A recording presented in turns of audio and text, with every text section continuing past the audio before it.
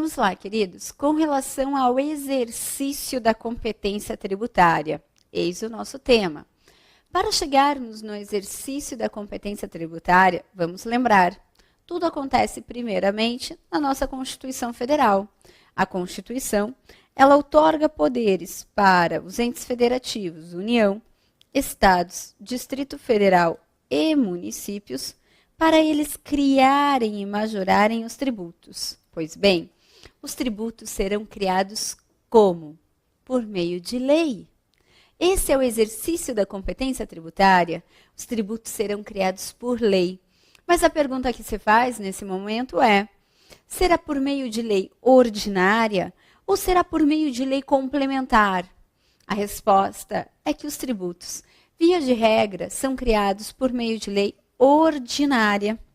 Existem apenas 4 tributos que serão criados por meio de lei complementar. Então, via de regra, os tributos serão criados por lei ordinária. Mas 4 tributos precisam de lei complementar. E aí vem a pergunta: quais são os 4 tributos que precisam de lei complementar, que só poderão ser criados por meio de lei complementar? Anote aí. CEGI. CEGI significa o quê? Quando você escreve na sua prova dessa forma, CEGI, você vai se lembrar que o C de CEGI é de contribuição social residual. A contribuição social residual tem previsão no artigo 195, parágrafo 4º da nossa Constituição. E é nesse dispositivo que se exige lei complementar para criar a contribuição social residual. O E de CEGI é de empréstimo compulsório. O empréstimo compulsório também só poderá ser criado por meio de lei complementar. Previsão, artigo 148 da Constituição Federal.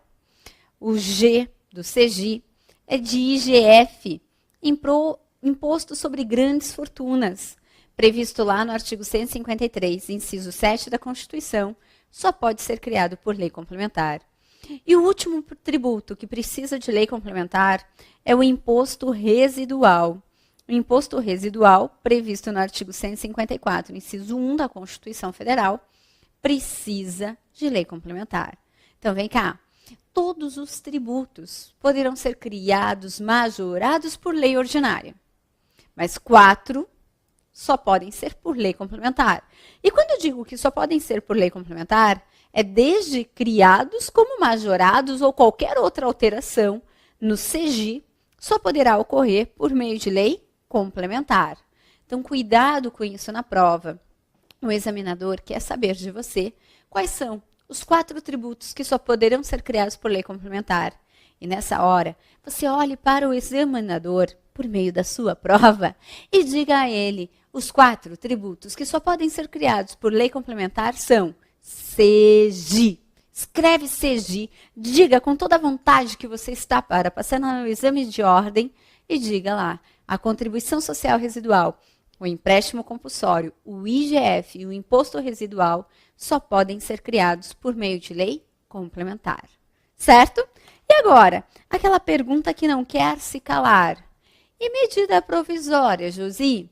Será que medida provisória pode também criar tributos? E qual é a resposta?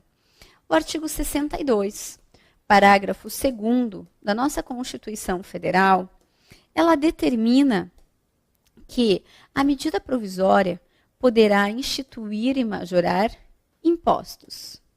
Primeira atenção é que a Constituição Federal determina que a medida provisória poderá instituir e majorar impostos. Não se fala em tributos, se fala em impostos. Ok? Mas, para que a medida provisória possa criar impostos, deverão ser observados 2 requisitos. Quais sejam? O primeiro requisito, que esse imposto possa ser criado por meio de lei ordinária. Então, cuidado. Para que uma medida provisória crie um imposto, o primeiro requisito a ser avaliado é se esse imposto pode ser criado por meio de lei ordinária. Isso porque o artigo 62, parágrafo 1º, inciso 3, determina que é vedada a medida provisória tratar sobre matéria reservada à lei complementar. Então, já que a medida provisória não pode tratar sobre matéria reservada à lei complementar, claro que a medida provisória não vai poder criar um imposto que só possa ser criado por lei complementar. Então, esse é o primeiro requisito. Para a medida provisória criar um imposto, que esse imposto possa ser criado por lei ordinária. Até na hora da prova, você pode pensar, dai à lei complementar o que é de lei complementar. Quando a Constituição Federal diz, esse aqui é só por lei complementar, é só por lei complementar e por mais nada.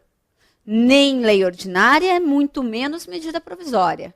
É só lei complementar. Primeiro requisito. Segundo requisito. O segundo requisito, ele está relacionado a 2 princípios do nosso ordenamento jurídico que nós iremos estudar no nosso próximo encontro. Mas só para você compreender o segundo requisito, eu vou dizer sobre esses princípios. Lembrando que não precisa anotar, porque na aula seguinte eu vou trabalhar com eles. Então, veja só. O que eu tenho com os princípios? São eles, na verdade, os princípios da anterioridade do exercício e da anterioridade nonagesimal. Esses princípios, eles estão previstos no artigo 150, inciso 3, alíneas B e C da nossa Constituição Federal. De acordo com esses princípios, nós temos que toda vez que um tributo for instituído ou majorado, esse tributo só poderá ser exigido no próximo exercício financeiro e desde que transcorridos mais de 90 dias, a contar da data da publicação da lei que instituiu ou majorou aquele tributo. Como assim, Josi? Vamos por partes. Toda vez que um tributo, veja, for instituído ou majorado, esse tributo só poderá ser exigido no próximo exercício financeiro. Exercício financeiro coincide com o ano civil. Começa no dia 1º de janeiro e encerra-se no dia 31 de dezembro. Logo, toda vez que um tributo for instituído ou majorado, ele só vai poder ser cobrado lá no ano que vem, que é o próximo exercício financeiro. E desde que transcorridos mais de 90 dias, a contar da data da publicação da lei, que instituiu ou majorou aquele tributo. O porquê disso? Isso tudo é para evitar a surpresa ao nosso contribuinte, que não estava acostumado a ter que pagar aquele tributo que ora foi criado, ora foi majorado. Então, para dar um tempo ao contribuinte, para ele se acostumar com aquela ideia, para se preparar, tanto financeiramente como psicologicamente, é que diz, foi criado, foi majorado um tributo hoje, esse tributo vai ser exigido lá no ano que vem, no próximo exercício financeiro, e depois de passados mais de 90 dias. Ok. O segundo requisito da medida provisória, que está relacionada a esses 2 princípios, diz o seguinte, para o tributo ser exigido no próximo exercício financeiro, a medida provisória deverá ser convertida em lei até o final do exercício financeiro em que ela foi editada. Vou repetir, para você que gosta de anotar. Veja, o segundo requisito da medida provisória diz, para o imposto ser exigido no próximo exercício, será necessária que a medida provisória seja convertida em lei até o final do exercício financeiro em que ela foi editada. Como assim, Josi? Vamos lá para um exemplo.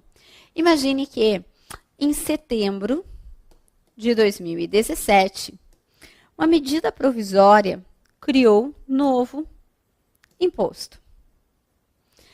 Como essa medida provisória criou novo imposto, para esse novo imposto ser exigido no próximo exercício, ou seja, ano que vem, 2018, o que vai ter que acontecer? Essa medida provisória deverá ser convertida em lei até o final do exercício financeiro em que ela foi editada. Veja, se ela foi editada em setembro de 2017, então esse tributo, para ser exigido em 2018, a medida provisória deverá ser convertida em lei até o dia 31 de dezembro de 2017, até o final do exercício financeiro em que ela foi editada. Então, poderá ser exigido no próximo ano.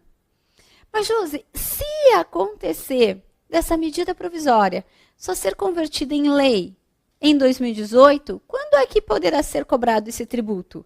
no próximo exercício, que será 2019. É sempre assim. É sempre no próximo exercício, no ano seguinte, certo? Então, esse é o segundo requisito para a medida provisória poder criar um imposto segundo a nossa Constituição Federal. Para esse imposto poder ser exigido no ano seguinte, no próximo exercício financeiro, essa medida provisória deverá ser convertida em lei até o final do exercício financeiro em que ela foi editada, certo? Agora, no direito tributário, você vai perceber que às vezes nós temos sempre exceções. E aqui não seria diferente. Existem 5 impostos que não precisam aguardar a conversão da medida provisória em lei. Existem 5 impostos que já podem ser cobrados. Como assim? São eles. O primeiro, o Imposto Extraordinário Guerra, o II, IE, IOF e o IPI. Ora, com relação aos 4 primeiros impostos, nós temos, na verdade, que tão logo sejam criados ou majorados, poderão ser cobrados imediatamente. Já com relação ao IPI, veja, em que pese não precisar ter que aguardar a conversão dessa medida provisória em lei, o IPI não poderá ser cobrado imediatamente. O IPI deverá aguardar 90 dias. Mas veja, considerando que uma medida provisória, ela tem duração de 60 dias, prorrogáveis por mais 60 dias, quando der o 91º dia, esse IPI majorado já poderá ser cobrado, ainda que a medida provisória não tenha sido convertida em lei. Isso é uma exceção. Agora, por que isso acontece dessa forma, Josi? Por que esses 5 impostos não precisam aguardar a conversão da medida provisória em lei? Bom, primeiro eu vou falar quanto ao Imposto Extraordinário Guerra. Esse imposto, ele tem previsão no artigo 154, inciso 2 da nossa Constituição Federal. E ele será criado pela União toda vez que estivermos frente a uma guerra externa ou na sua iminência. Então, olha a gravidade da situação para que seja criado um imposto extraordinário guerra. Tem que estar no meio de uma guerra ou na iminência de uma guerra. Tá bem. Só que aí o que acontece? Eu te pergunto, adianta ser criado o imposto extraordinário guerra hoje para esperar o próximo exercício para ser cobrado, ou ainda esperar a conversão da medida provisória em lei? Gente, é perigoso acabar a guerra, ter morrido todo mundo e não ter sido ainda cobrado o imposto extraordinário guerra. É por essa razão que toda vez que for criado um tributo guerra, esse tributo deverá ser cobrado imediatamente. Logo, o Imposto Extraordinário Guerra, criado por medida provisória, não tem como esperar a medida provisória ser convertida em lei, tem que ser cobrado imediatamente. Ok. E quanto aos demais? Bom, com relação ao I, IE e IOF, que são os denominados impostos regulatórios de mercado, como eles regulam o mercado, eles também têm que ser cobrados imediatamente. Eles regulam o mercado. Para você compreender o que é regular o mercado, veja no caso do I, que é o Imposto sobre Importação. Se eu estou precisando importar uma mercadoria, a tendência é ser reduzida as alíquotas do Imposto sobre Importação. Se, ao contrário, eu não quero que aquela mercadoria ingresse no Brasil, eu vou majorar as alíquotas do Imposto de Importação. Collor, quando tinha assumido o nosso governo, ele chamou de carroça os nossos carros e, com isso, ele quis incentivar a importação de veículos. Foi uma maravilha, todo mundo estava querendo um veículo importado. Só que essa atitude dele quase quebrou a indústria automobilística nacional. Tanto que os empresários chegaram para ele e falaram, Collor, por favor, ou você dá um jeito nisso, ou você vai quebrar a indústria automobilística nacional. O que o Collor teve que fazer, então? Impedir que as pessoas importassem veículo, porque todo mundo só estava querendo comprar veículo importado. Então, ele teve que majorar as alíquotas do Imposto sobre Importação. Para você ter ideia, uma época chegou ao patamar de 250%. Já pensou?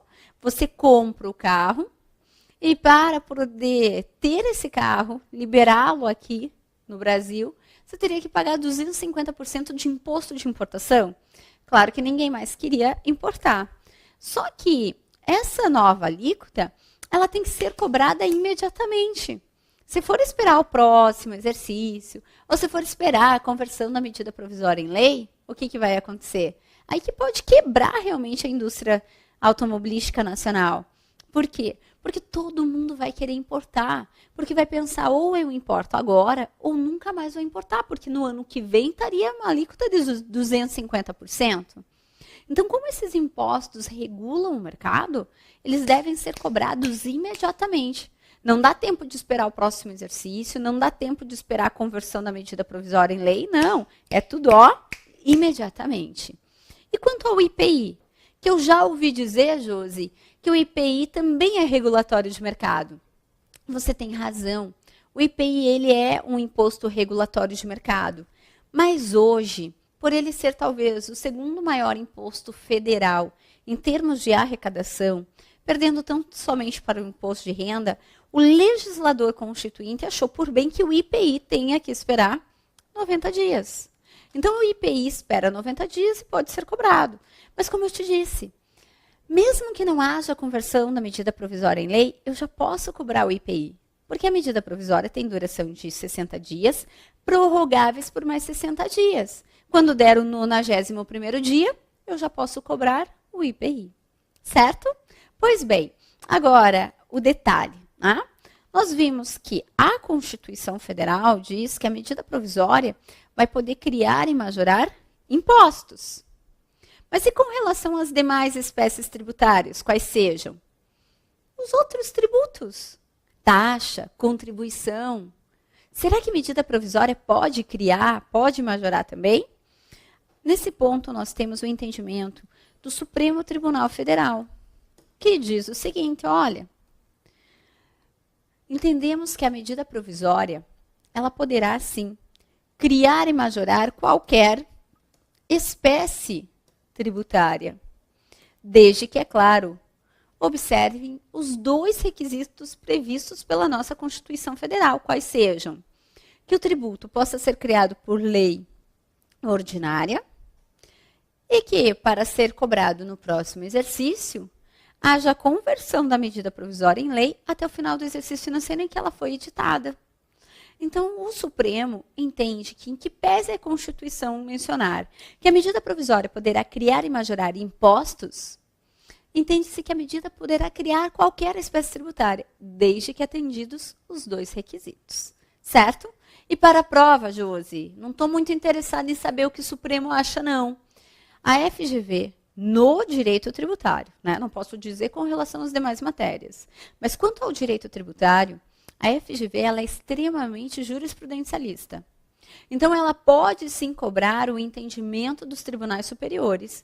Até vou te dizer, de um tempo para cá, a FGV está sendo muito clara que ela vai cobrar mesmo o entendimento dos tribunais superiores.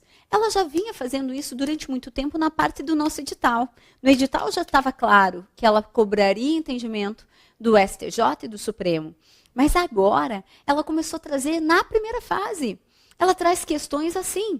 Olha, segundo o entendimento de súmula vinculante, para você saber como o Supremo e o STJ são importantes na nossa preparação. Mas não se preocupe, porque como o nosso direito tributário é pequeno, durante o curso você terá sim esses entendimentos mais possíveis de serem cobrados na nossa prova da FGV, considerando a nossa prática com o exame de ordem, bem como a atuação no tributário, pode ficar certo que não será cobrada nenhuma decisão que nós não iremos aqui abordar durante a sua preparação. Ok? Combinado? Pois muito bem. Agora que você já sabe tudo de competência tributária, você já sabe tudo, por quê? Porque você já sabe o que é um tributo, você já sabe quais são as espécies tributárias existentes, como que eles são inseridos em nosso ordenamento jurídico, que é por meio da competência tributária, esse poder de criar o tributo. Você já sabe as características da competência tributária, já sabe como que ela funciona na prática. Falta apenas um detalhezinho, que são os limites do poder de tributar. Ora, Como assim, Josi, limites do poder tributável? Você não estava em competência tributária? Mas quando eu falo competência tributária, vem cá comigo, vamos raciocinar. O que é mesmo a competência tributária? É o poder de criar e majorar tributos. Isso é ou não é um poder de tributar? Com certeza. Então, competência tributária é o poder de tributar que os entes federativos gozam. Agora, o próximo tópico da nossa matéria, que é tão importante quanto a esse poder de tributar, quanto a essa competência tributária, vamos estudar os limites do poder de tributar. Para chegarmos nos limites do poder de tributar, vamos lá, resgatando a nossa sequência tributária. Isso é importante para você não ter que decorar nada, apenas raciocinar na tua prova. Para eu chegar lá nos limites do poder de tributar, olha o que eu penso. Tudo começa com a Constituição Federal. A Constituição Federal, ela vai outorgar poderes à União, Estados, Distrito Federal e municípios para quê? Para eles criarem, majorarem os tributos, tá bem? Só que os entes federativos, para criarem esses tributos, terão que respeitar limites, que são os denominados limites do poder de tributar. Por que, Josi, limites ao poder de tributar? Porque o ente federativo, ele tem que ter limites para poder tributar. O ente federativo, ele não pode sair simplesmente tributando tudo por aí. Ele tem que ter limites. E quais são esses limites? Esses limites são classificados de duas formas. Quais sejam? Eles são os chamados limites gerais e nós temos os chamados limites específicos. Ora, o que nós encontramos pelos limites gerais? Os limites gerais, na verdade, é o respeito à nossa Constituição Federal. É o respeito à ADCT, ao Ato de Disposições Constitucionais Transitórias. De modo que, é claro, nenhum ente federativo poderá criar um tributo sem observar a nossa Constituição Federal. Então, esse é o primeiro limite a ser observado. O limite geral, que é o respeito a toda a nossa Constituição, e inclusive a ADCT. Pronto.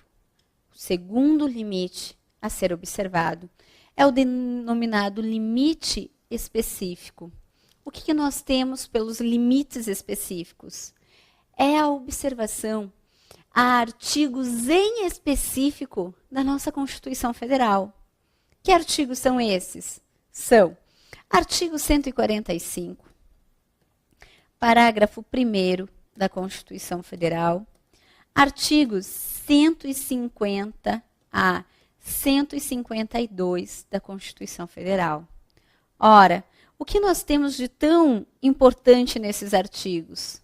Nós temos os princípios e imunidades tributárias. Então, esses são os denominados limites específicos do poder de tributar, os princípios tributários e as imunidades. Nós iniciaremos o estudo dos princípios. Eu nem preciso te falar que princípio cai muito, tanto em primeira fase como em segunda fase. E é fácil. Então, vamos lá, gente. Vamos ganhar essa questão fácil de tributário. Para falarmos sobre os princípios do nosso direito tributário, eu apresento a vocês a nossa amiga Luciana. Luciana com 2 Is. Quando eu escrevo Luciana com 2 Is na prova, eu tenho os principais princípios do direito tributário. Veja comigo. Luciana com 2 Is. Veja, o L diz respeito ao princípio da legalidade, previsto no artigo 150, inciso 1 da Constituição. O U é de uniformidade geográfica. C, de capacidade contributiva. I, de retroatividade. O segundo I, isonomia. A, de anterioridade do exercício. N, de não confisco. E o outro A, de anterioridade nonagesimal. Esses, como eu disse, são os principais princípios do nosso direito tributário. Eu digo principais porque são aqueles mais cobrados em primeira fase. Vamos, então, iniciar com o princípio da legalidade.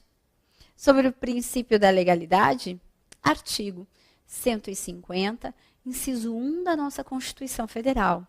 O que nós temos pelo princípio da legalidade? De acordo com o artigo 150, os tributos só podem ser instituídos e majorados por meio de lei. Então, acompanhe. Artigo 150, inciso 1 da Constituição Federal. O tributo só pode ser criado, ou seja, instituído, e majorado por meio de lei. Isso eu já sabia, sim. Artigo 3º do CTN. O tributo só pode ser instituído por lei. E aí se repete. Artigo 150, inciso 1, princípio da legalidade. O tributo só pode ser instituído e majorado por meio de lei. Ok. Agora um detalhe. Quando você abre o seu artigo 150, inciso 1 da Constituição Federal, é exatamente isso que aparece. Que o tributo só pode ser instituído e majorado por meio de lei. Só que o nosso examinador vai te perguntar o seguinte: ora, e para o tributo ser reduzido ou ainda excluído do nosso ordenamento jurídico, pode ser por meio de decreto? Nesse momento parece-me que você paralisa, para tudo. Como assim para tudo? Porque o artigo 150, inciso 1 da Constituição Federal, diz que o tributo tem que ser instituído e majorado por meio de lei. Certo? Agora, e quanto a ser reduzido ou extinto do nosso ordenamento jurídico?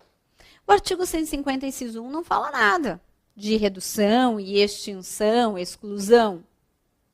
Diga para mim, então, será que pode um tributo ser reduzido ou extinto do nosso ordenamento por meio de decreto?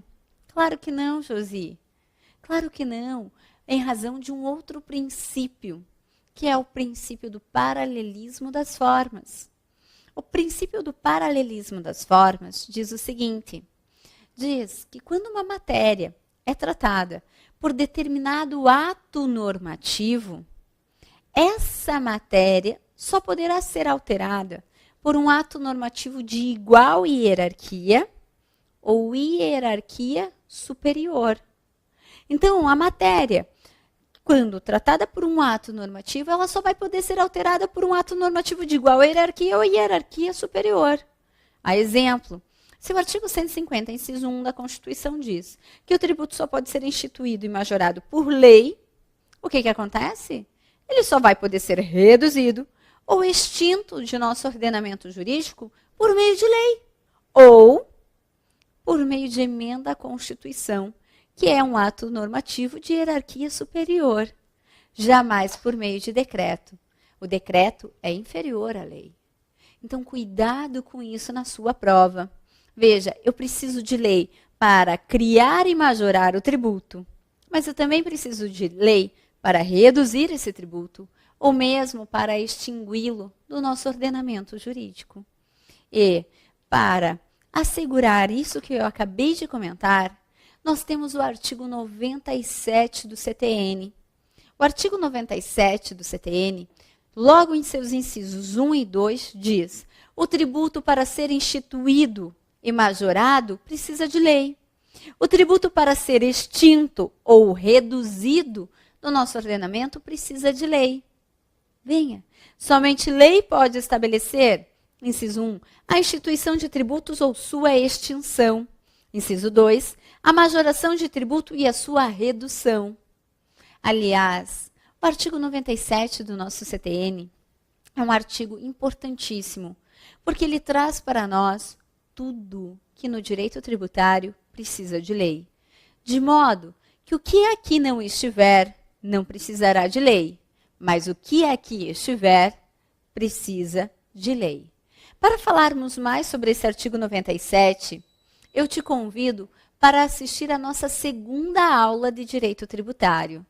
Nessa segunda aula, Eu falarei muito mais sobre o princípio da legalidade, princípio esse extremamente importante para a nossa prova. Falarei, inclusive, sobre as mitigações do princípio da legalidade. Então, eu encerro a aula de hoje com um grande abraço para vocês e esperando todos em nossa segunda aula. Até lá, pessoal!